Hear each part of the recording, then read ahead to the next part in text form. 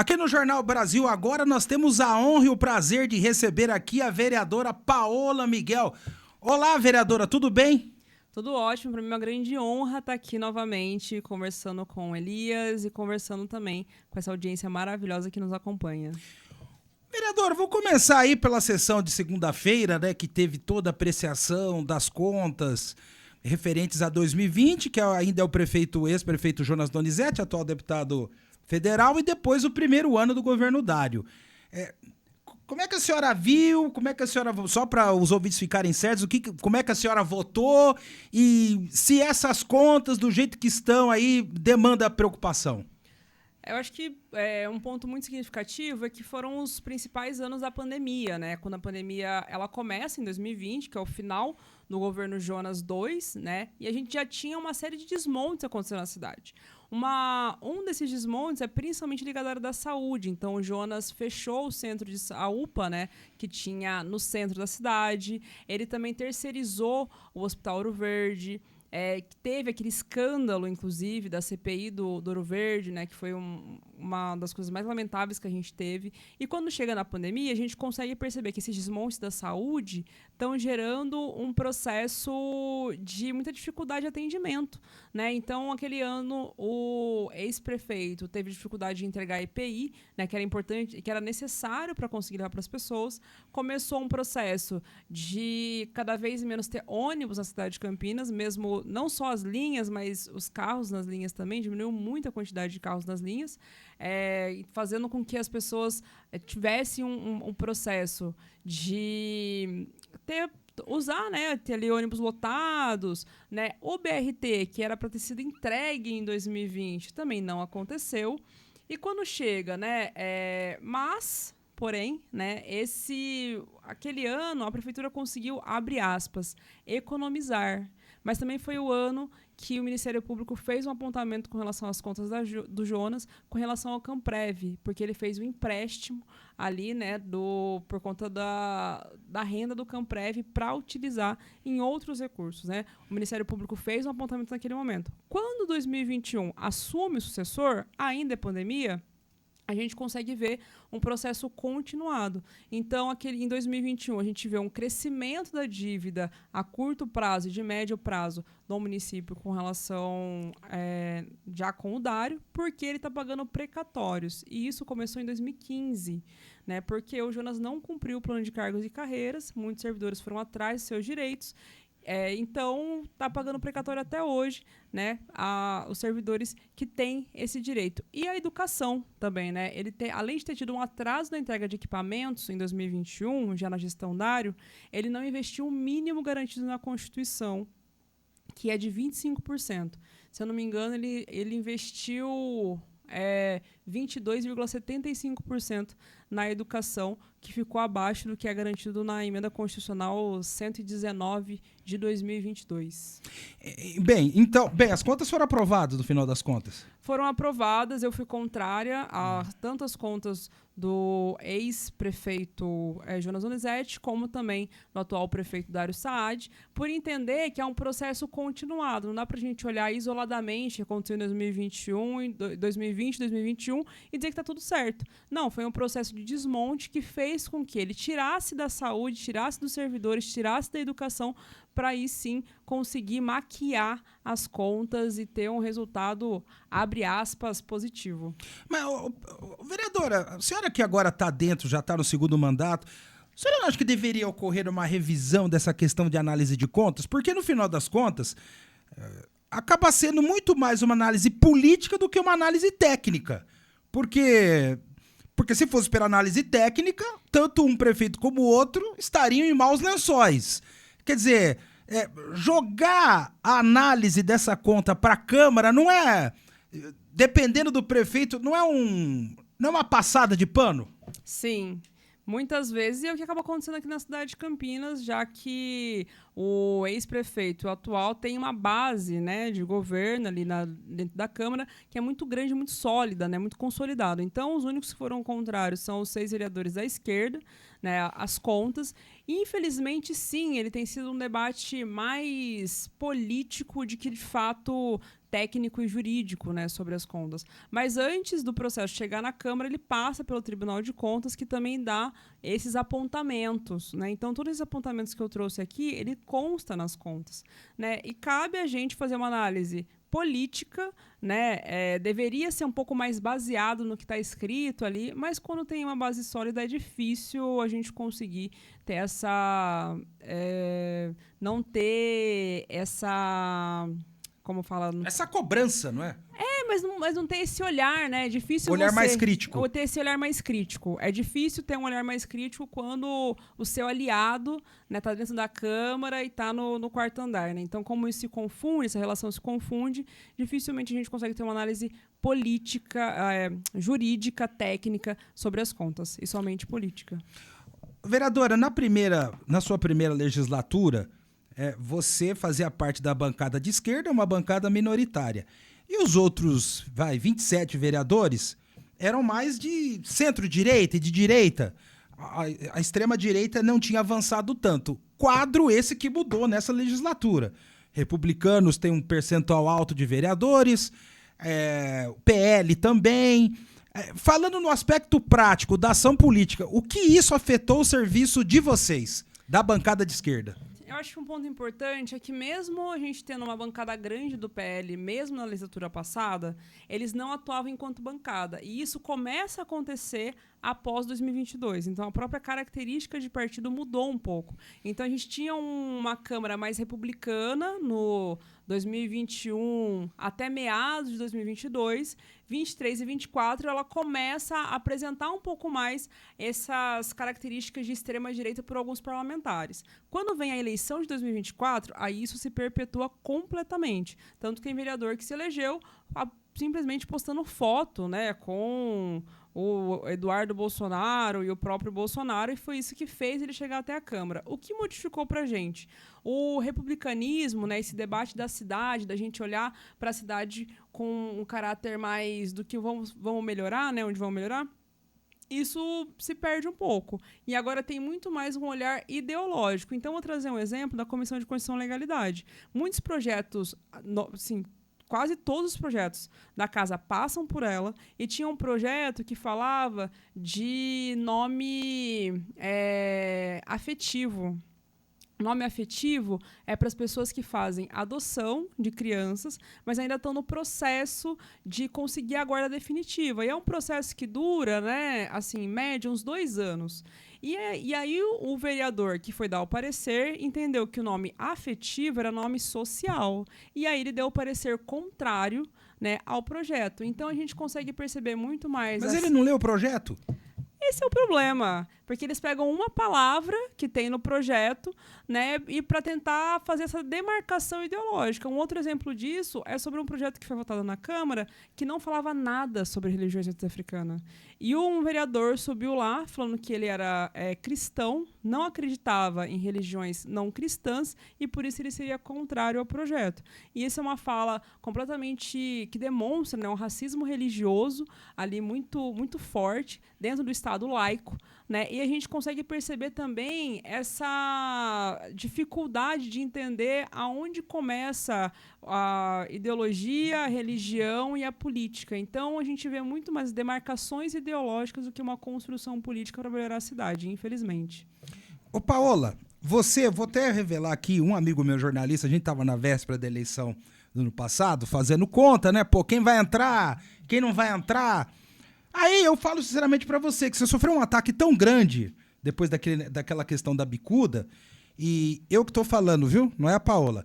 E sentia que você tinha dificuldades no partido, até um certo isolamento. Vou repetir, quem está falando sou eu. Eu que apurei isso. E meu amigo falou o seguinte, pode anotar aí, a Paola vai explodir de voto.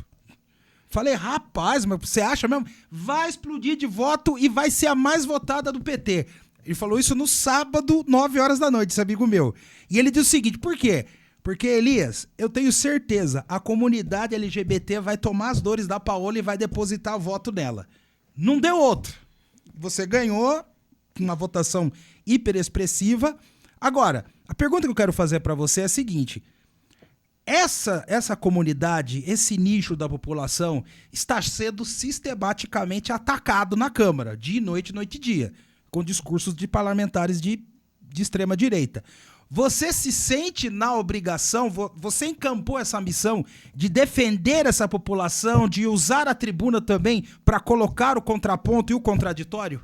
Não, sem dúvida nenhuma, porque a gente está falando de uma população que também paga imposto, que também tem seus direitos garantidos e assegurados na Constituição. E acho que é sempre importante ressaltar que eu sou a primeira vereadora assumidamente LGBT da história. Então, eu sofro na pele, né, os desafios e as dificuldades que é fazer parte da comunidade na cidade de Campinas. E a gente sofreu, né, falando novamente da Comissão de Constituição e Legalidade, a gente tem sofrido muito, né, com os nossos projetos, moções, requerimentos que tratam sobre a comunidade.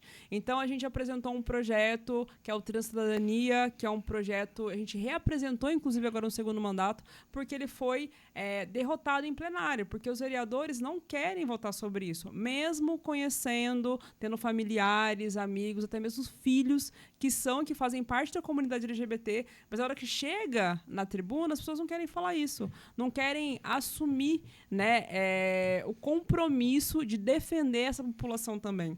Então, isso mais do que tá defendendo uma comunidade, é me defender os meus amigos, defender aqueles que estão ao meu lado. E todas as vezes que a gente precisar subir na tribuna, apresentar um projeto, ir para a rua e de todas as formas, a gente vai, porque a comunidade LGBT, ela merece viver e não só ficar lutando pela sobrevivência em migalhas que o Estado dá, mas pela sua integralidade de direitos que, infelizmente, a gente ainda não vê chegando. O que a gente vê são ataques sistemáticos que tiram os nossos direitos, que atacam, inclusive, a nossa vida, muitas vezes, e uma justiça que fecha os olhos e uma política também que está indo pelo mesmo caminho de retirada de direitos, de retrocesso. E agora, infelizmente, com a eleição do Trump, a gente vê isso acontecendo de forma mais sistemática, inclusive com a propagação de fake news nas redes sociais. Então, a gente está aqui para lutar contra isso também. Eu vou aproveitar a sua presença para fazer uma pergunta que acho que todo vereador que defende, deputado, deveria ser perguntado até para ter a chance de fazer o contraponto. A gente encontra sempre nas redes sociais cientistas políticos, historiadores, falando que um dos motivos da crise de popularidade do presidente Lula e da esquerda é que a esquerda assumiu as pautas identitárias. Fica falando mais de luta contra o racismo, luta contra a violência contra a mulher, contra a comunidade LGBT, do que propriamente dito falar de renda, falar de emprego. A senhora fica incomodada quando recebe esse tipo de crítica? Eu fico porque isso é fake news, né? Se a gente olhar as últimas medidas do Lula, é você tirar a isenção de impostos dos alimentos para garantir que a população tenha acesso à alimentação. A gente consegue também ver a isenção do imposto de renda para quem ganha até R$5.000, que vai representar uma mudança fantástica. Inclusive, na cidade de Campinas, é quase 30% que se paga no imposto de renda. A gente vê a pauta econômica sendo discutida e, inclusive, um crescimento do PIB. E é importante lembrar a capa da Veja, né? Eu vi, inclusive, um meme sobre isso que fala, quando estava lá, né, o desgoverno, o PIB estava 3,3%. E era revolucionário, era a mudança. Agora a gente está com 3,4% do PIB e existe um grupo de pessoas que trata isso como sendo desenfreado. Então, a gente fala assim da pauta econômica porque a gente entende que o debate da classe trabalhadora, ela sim atinge, né, e massifica os debates, e a gente está lutando para que a economia, inclusive, consiga, né, dar as respostas tão urgentes e necessárias a uma população que está ficando cada vez mais empobrecida, e isso não começa no governo Lula 3, isso começa antes. O empobrecimento, a gente precisa lembrar que completou 5 anos, né, da pandemia, né, que ela começou, né, que a pandemia iniciou, e que muita gente não conseguiu se recuperar ainda. Então, é um governo que está tentando sair dessa alta de custos.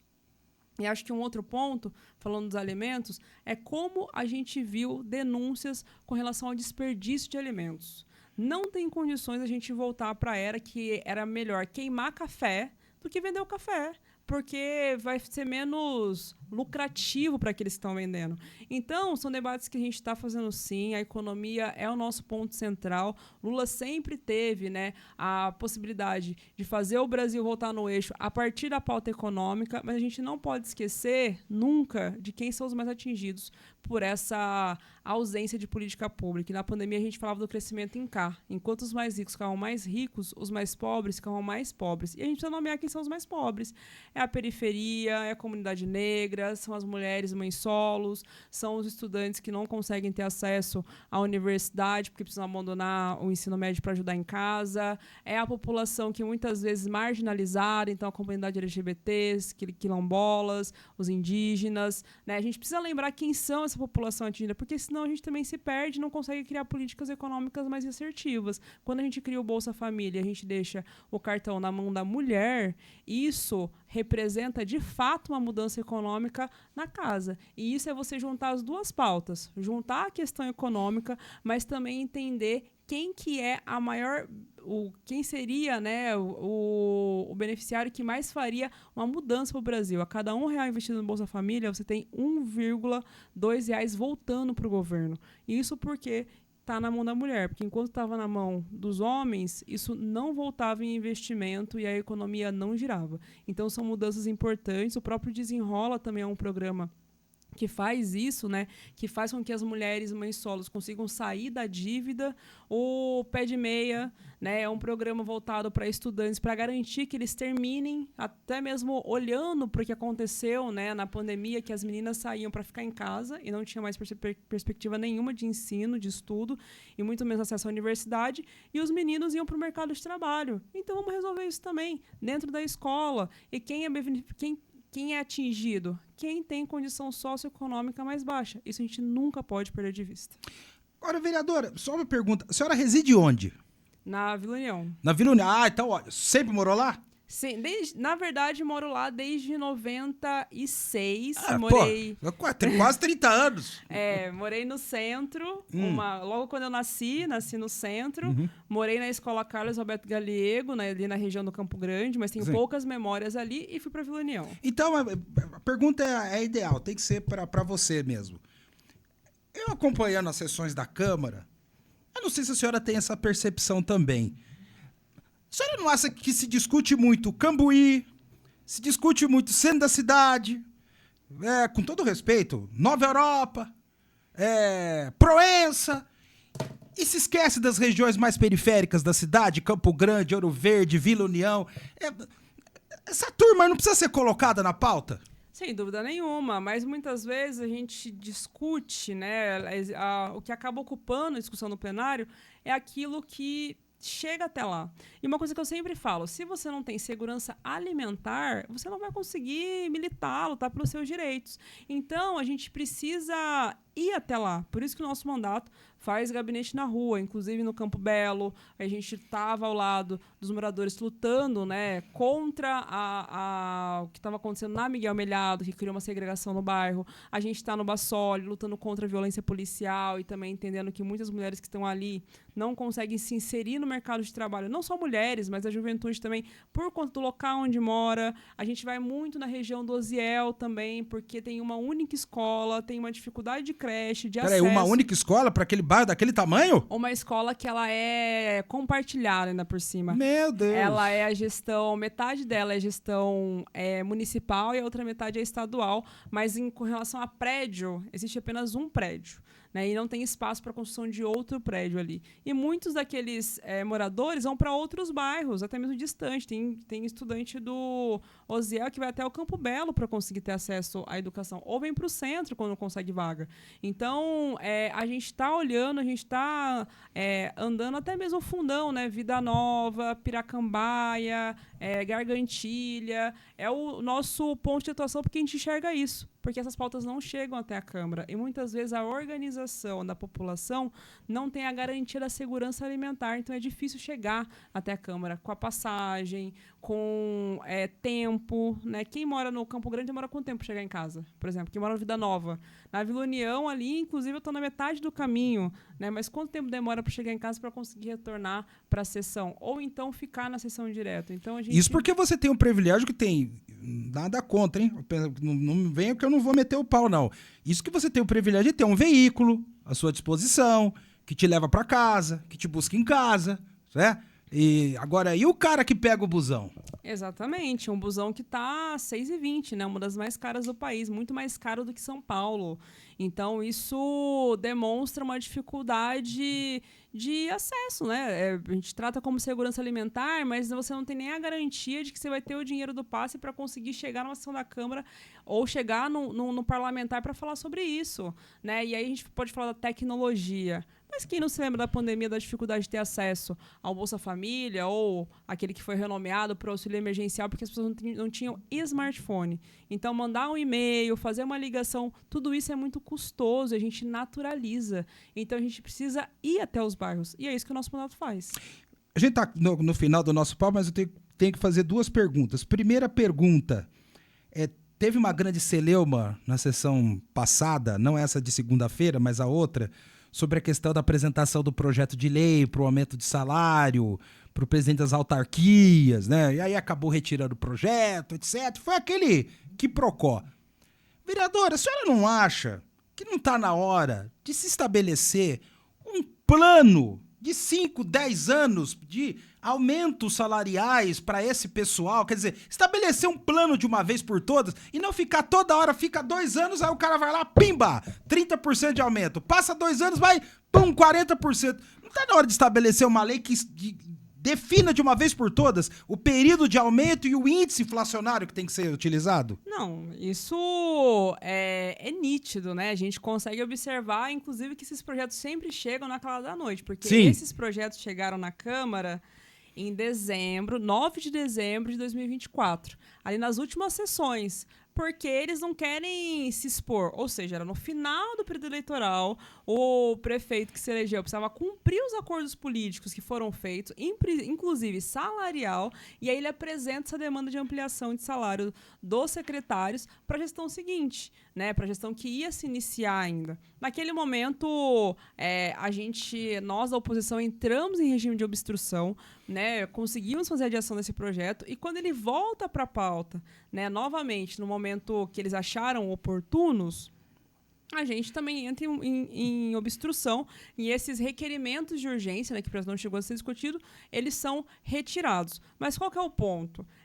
Esse plano de cargos e carreiras, né, para quem é secretário, quem é ali comissionado, indicado pelo prefeito, apesar de ser um servidor de carreira, ele ainda assim tem que ser indicado para estar ocupando esses espaços, né, não minto, né, das autarquias, não precisa ser servidor de carreira. Ele tem sim um plano de ampliação. Você trouxe aqui 30% a cada 2 anos. Isso está estabelecido. Eu tô chutando o índio, eu tô chutando, mas geralmente é isso. Ficam 2 anos, aí pum, 30%, 40%. Exatamente, é isso que acontece. E aí eles usam diversos argumentos. Não, mas é porque precisa, né? Não precisa, gente. Não seria ideal, por exemplo, quanto foi a inflação? Foi 6%. 6% de aumento. Pronto. Até porque para os servidores, né, no ano eleitoral, eles deram 3%, não era nem reajuste. Então, o que está faltando de plano de cargos e carreiras são para os servidores de todas as categorias, da educação, da saúde, da assistência, para os psicólogos, né, da saúde mental. A gente precisa discutir isso e não discutir os super salários, porque a gente só vê as discussões chegando na Câmara dos super salários, do prefeito, que é para os médicos que estão no teto, ou para os procuradores que estão no teto, que querem aumentar o seu salário, dos secretários, que também já estão ali quase atingindo o teto dos valores. A gente não vê chegando de quem está na ponta, dos enfermeiros, das assistentes sociais, dos professores adjuntos.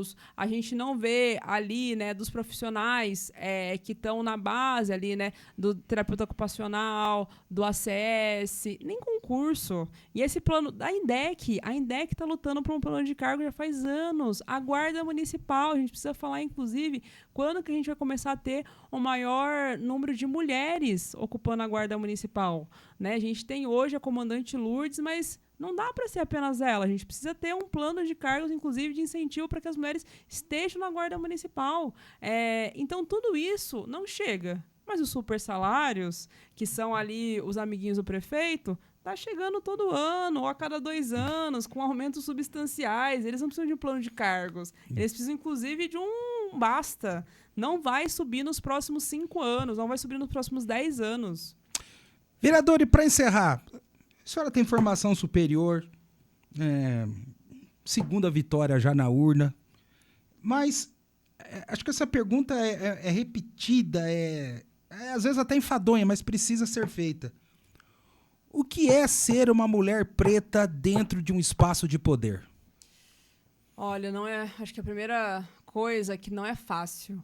Os desafios que a gente passa no dia a dia, infelizmente, são os mesmos de estar fora do espaço de poder, porque as pessoas não conseguem te ver nesse espaço de poder. Muitas vezes ainda as pessoas perguntam, né? Mas quem é a vereadora? Ah, é você? E aí começam aquelas desculpas. Ah, é muito nova, é muito baixa, é muito magra. Né? Então, eu acho que o maior desafio é que as pessoas consigam me ver, né, como sendo uma parlamentar, uma vereadora. Alguém que pode, sim, ajudar e transformar a cidade de Campinas, que é o nosso desejo. Dentro da Câmara, a gente consegue perceber ali diversas questões. O mandato passado tinha muito como se fosse uma inexperiência nossa. Então, assim, você chegou agora, né? Você não sabe o que está acontecendo, como que é, vou aqui te ajudar. Então, essa desqualificação, né, do nosso conhecimento. E agora, no segundo mandato, né, por ser de oposição, eu sou colocada muitas vezes de cantinho. Então, quando eu subo na tribuna, muitos acham que minha fala é menos importante, né? Não estão ali preocupados em ouvir, né, em prestar atenção e tentar, né, ali mudar os argumentos que tem, ou trazer novos argumentos, né? E isso, infelizmente, eu sempre falo, né, que a Câmara ela acaba sendo uma reprodução da sociedade.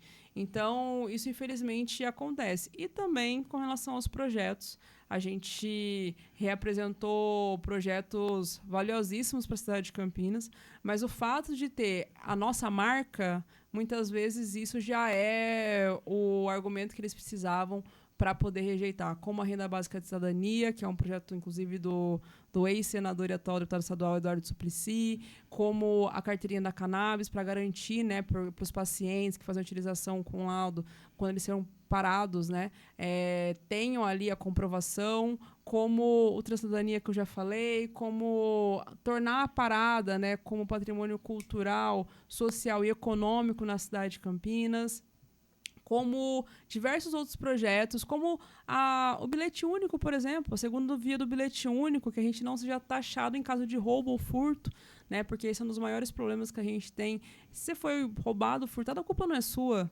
né? Então, para que tenha isenção, a meia universitário também para pós-graduação. Então, tudo isso, eles olham lá, vereadora Paola Miguel.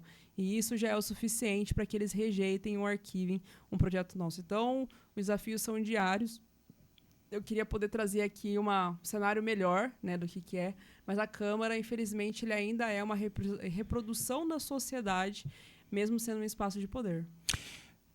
Nós conversamos aqui com a vereadora Paola Miguel, do Partido dos Trabalhadores, nesse espaço do Jornal Brasil Agora. Vereadora, muito obrigado e até uma próxima oportunidade, porque existirá essa próxima oportunidade. Eu que agradeço, Elias, que agradecer toda a Rádio Brasil aqui, a todos os nossos ouvintes. Sempre que vocês quiserem, puderem, me chamem. E segunda e quarta estamos lá na Câmara para poder discutir, pautar e trazer novas ideias para mudar e revolucionar a cidade de Campinas.